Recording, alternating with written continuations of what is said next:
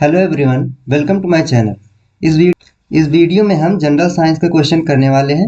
General science के लिए तीसरा वीडियो है। जनरल साइंस का मतलब होता है फिजिक्स, केमिस्ट्री, बायो को मिला के, तीनों सब्जेक्ट को मिला के जो बेसिक क्वेश्चंस होते हैं वो वाले, एकदम जनरल जो आते हैं, जो जनरली हमें और किसी किताबों में नहीं मिलते हैं, एकदम सिंपल वाले क्वेश्चन जो होते हैं उनको हम इसमें प्रैक्टिस कर रहे हैं। यूपी सीनेट में इस तरीके के क्वेश्चन भी आते हैं, इसलिए इनका प्रैक्टिस करना भी जरूरी होता है। भले ही आप इसको बार बार रिपीट करके ना करें, लेकिन एक बार ये क्वेश्चन आपकी नज़र से जरूर गुजरने चाहिए एग्जाम होने से पहले। उससे क्या होगा कि अगर 24 क्वेश्चन में से 6-7 क्वेश्चन इसमें से आ गए तो आपका 6-7 नंबर बहुत आसानी से बन जाएगा। इस वीडियो को जीएनएम और एएनएम वाले भी देख सकते हैं। जीएनएम का जो एग्जाम होने वाला है यूपी जीईटी, उसके लिए भी इम्पॉर्टेंट है, क्योंकि इसमें फिजिक्स, केमिस्ट्री, बायो के क्लास 10th लेवल के, क्लास 9th लेवल के, 8th लेवल के और 11th-12th लेवल के सारे क्वेश्चन हैं। तो जेएनएम का एग्जाम अगर जो दे रहे हैं वो भी देख सकते हैं। चलिए हम अपना वीडियो स्टार्ट कर लेते हैं। क्वेश्चन कह रहा है which gas is used in fire extinguisher. Fire extinguisher में मतलब आग बुझाने के लिए जो मशीन रखी होती है, हर जगह आप देखे होंगे, हॉस्पिटल में या कहीं किसी सरकारी ऑफिस में, बहुत जगह पे स्कूलों में लगे होते हैं, लाल लाल कलर के लगे होते हैं, उसमें कौन सी गैस भरी जाती है, हमसे ये पूछ रहा है। तो फायर एक्सटिंग्विशर में हमेशा कार्बन डाइऑक्साइड भरी जाती है, उसके साथ कुछ मिक्सर भी होते हैं, वो अलग बात है, लेकिन मेन गैस जो होती है कार्बन डाइऑक्साइड होती है, CO2 होती है। ये क्यों होती है? जब कार्बन डाइऑक्साइड हम अचानक से छोड़ते हैं तो वो इतनी तेजी से फैलती है कि ऑक्सीजन को कम करती है, मतलब ऑक्सीजन को रिप्लेस करती है, और जहां पर ऑक्सीजन नहीं रहेगा वहां पर आग लगने की पॉसिबिलिटी कम हो जाती है। Which part of the plant is responsible for photosynthesis. कह रहा है कि फोटोसिंथेसिस के लिए प्लांट का कौन सा पार्ट रिस्पॉन्सिबल होता है। तो सीधी सी बात है, हमें क्लोरोफिल चाहिए होगा, क्लोरोप्लास्ट चाहिए होगा, ये सारी चीजें लीफ में प्रेजेंट होती हैं। हमारा सी ऑप्शन करेक्ट होगा, लीफ में। Which law state that the acceleration of an object depends on its mass and applied force. कह रहा है कि कौन सा लॉ एक्सप्लेन करता है या बताता है कि एक्सेलरेशन मास और फोर्स पे डिपेंड करता है। आपने फोर्स का फार्मूला पढ़ रखा होगा, force is equal to ma। ये किस लॉ के थ्रू इस फार्मूले को हम निकालते हैं, न्यूटन के कौन से लॉ से हम ये फार्मूला निकालते हैं। इसको मैंने अपनी कई वीडियो में कराया है, जहां जहां पर इस टाइप के क्वेश्चन कराया है उन सब में बताया है कि ये न्यूटन के सेकेंड लॉ से आता है, न्यूटन के सेकेंड लॉ से आता है।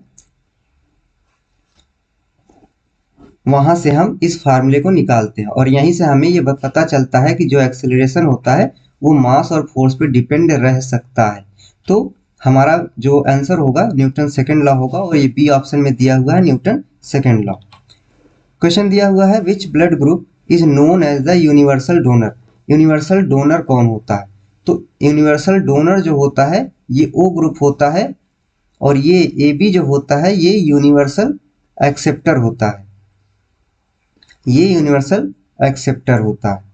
तो आपको ये ध्यान रखना है कि यूनिवर्सल एक्सेप्टर कौन होता है और डोनर कौन होता है। डोनर O होता है, एक्सेप्टर AB होता है। AB किसी को, सबको नहीं दे सकता है, सिर्फ AB को दे सकता है, लेकिन वो ले सबसे सकता है। और O what is the unit of electric resistance, हमसे पूछ रहा है इलेक्ट्रिक रेजिस्टेंस की यूनिट, यानी कि R की यूनिट पूछ रहा है।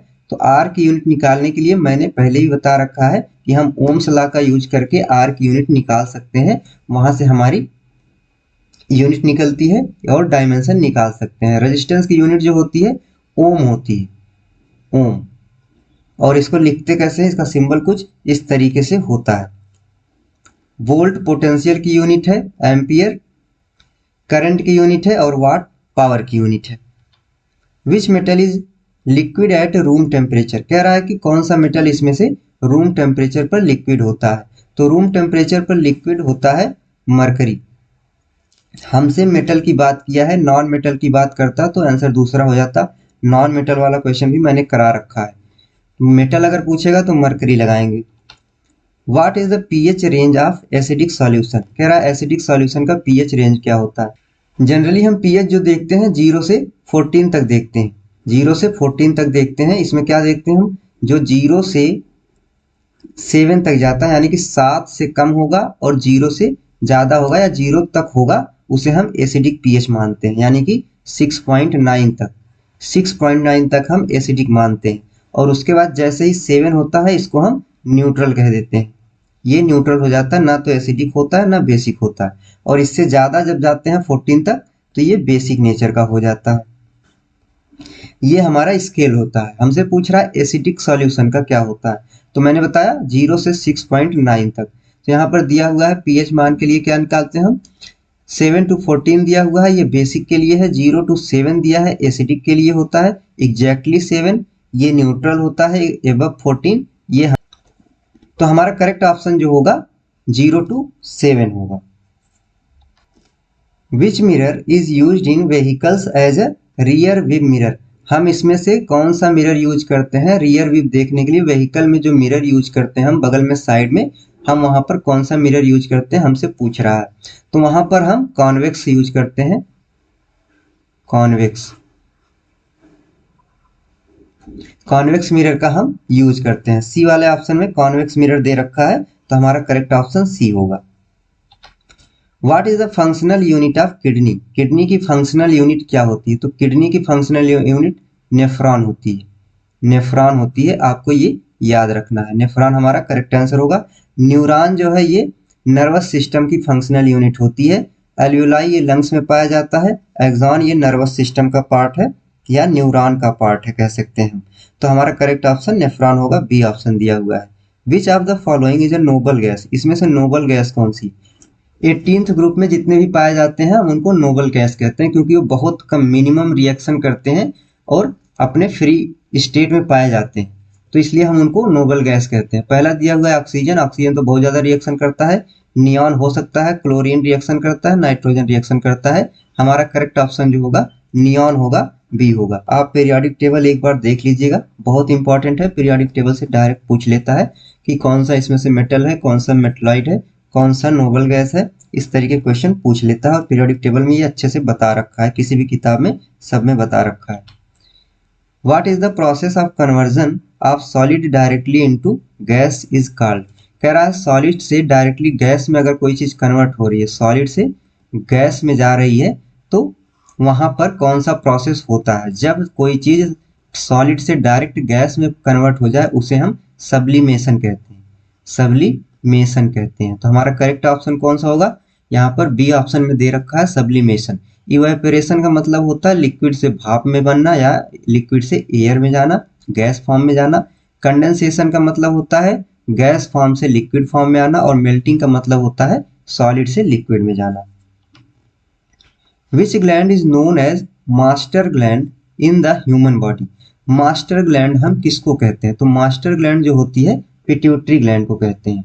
मास्टर ग्लैंड हमारी पिट्यूटरी ग्लैंड होती है, और मास्टर ऑफ मास्टर ग्लैंड जो होती है वो हम हाइपोथैलेमस को कहते हैं। तो हमारा बी ऑप्शन करेक्ट होगा, पिट्यूटरी ग्लैंड। मास्टर ग्लैंड पूछा है, अगर वो पूछ ले मास्टर ऑफ मास्टर ग्लैंड तो हम हाइपोथैलेमस लगाएंगे। What is the SI unit of pressure, pressure की एसआई यूनिट क्या है, प्रेशर की एसआई यूनिट पास्कल है, इसको भी मैं कई बार बता चुका हूं। Which gas is produced during respiration in humans, कह रहा है कि जब ह्यूमन बींग्स रेस्पिरेशन करते हैं तो कौन सी गैस प्रोड्यूस होती है। तो ह्यूमन बींग जब भी रेस्पिरेशन करते हैं तो कार्बन डाइऑक्साइड प्रोड्यूस होती है, क्योंकि हम ऑक्सीजन को लेते हैं और कार्बन डाइऑक्साइड को बाहर निकालते हैं। तो हमारा बी ऑप्शन करेक्ट होगा, carbon dioxide. What is the chemical formula of ozone, ozone का केमिकल फार्मूला क्या होता है, तो ओजोन को हम O3 लिखते हैं, 3 ऑक्सीजन होते हैं उसमें, O3 लिखते हैं। बी वाला ऑप्शन हमारा करेक्ट होगा। Which of the following is not a part of female reproductive system, इसमें से फीमेल रिप्रोडक्टिव सिस्टम का पार्ट कौन सा नहीं है, तो ओवरी है, यूटेरस है, टेस्टिस नहीं है, फैलोपियन ट्यूब भी है। हमारा करेक्ट ऑप्शन जो होगा सी वाला होगा, टेस्टिस फीमेल रिप्रोडक्टिव सिस्टम का पार्ट नहीं है, ये मेल रिप्रोडक्टिव सिस्टम का पार्ट है। What is the main component of biogas, biogas का मेन कंपोनेंट क्या होता है, उसमें मीथेन, इथेन, प्रोपेन और ब्यूटेन में से बताना है, तो हमारा मीथेन करेक्ट होगा। बायोगैस में मीथेन होता है क्योंकि काऊ डंग से बनता है या डंग से बनता है, उसमें मिथेनोजन बैक्टीरिया होते हैं, वो मीथेन गैस को रिलीज करते हैं। कह रहा है which lens is used to correct myopia short sightedness, theory वाली जो एक वीडियो बनाया था मैंने उसमें चारों पांचों डिजीज को समझाया था, मायोपिया, हाइपरमायोट्रोपिया, प्रेसबायोपिया, सब बताया था कि क्या रीजन होता है होने का और कैसे हम उसे करेक्ट करते हैं, सारी चीजें उसमें बताई थी। तो मायोपिया को करेक्ट करने के लिए हम कॉनकेव लेंस का यूज करते हैं, कॉनकेव लेंस का यूज करते हैं। अगर आपको मायोपिया, हाइपरमेट्रोपिया ये सब नहीं पता है तो मैंने इस पे पूरा एक वीडियो बना रखा है जिसमें मैंने इन सब के बारे में बता रखा है, तो आप वहां से देख सकते हैं। Which vitamin is essential for blood clotting, कह रहा ब्लड क्लॉटिंग के लिए कौन सा विटामिन बहुत जरूरी होता है, हमारे बॉडी में कौन सी विटामिन ब्लड क्लॉटिंग में हेल्प करती है। जो ब्लड क्लॉटिंग के लिए या कोआगुलेशन के लिए हमें पढ़ाया गया है एनसीईआरटी की क्लास 11th में, एक पैराग्राफ है शायद, ठीक ठाक पैराग्राफ है, उसमें सब कुछ दे रखा है उसने ब्लड क्लॉटिंग के बारे में। वहां पर विटामिन के लिखा हुआ है कि विटामिन के वहां जरूरी होता है जब भी ब्लड क्लॉटिंग की जरूरत होती है, तो हमारा आंसर विटामिन के होगा, डी ऑप्शन में दिया हुआ है। What is the process of conversion of light energy into chemical energy in plants called, कह रहा है conversion of light energy, light energy को केमिकल एनर्जी में जो हम कन्वर्ट करते हैं प्लांट्स में, उस प्रोसेस को क्या कहते हैं। तो फोटोसिंथेसिस को ही कहते हैं हम। ये प्रोसेस जो है फोटोसिंथेसिस के बारे में बता रहा है, थोड़ा सा लैंग्वेज चेंज किया क्वेश्चन का, लेकिन आंसर हमारा फोटोसिंथेसिस होगा। प्लांट लाइट एनर्जी लेता है, उसी से खाना बनाता है, मतलब उसको केमिकल फॉर्म में चेंज करता है। रेस्पिरेशन नहीं हो सकता है, इसमें लाइट का कोई यूज नहीं खास होता है। ट्रांसपिरेशन और फर्मेंटेशन ये दोनों अलग प्रोसेस है। ट्रांसपिरेशन जो होता है वाटर लॉस होता है लीव्स के थ्रू या प्लांट्स के अपर पार्ट के थ्रू, और फर्मेंटेशन जो होता है किसी चीज का सड़ना होता है, मतलब बैक्टीरिया जब उसे फर्मेंट करते हैं उसे हम फर्मेंटेशन कहते हैं।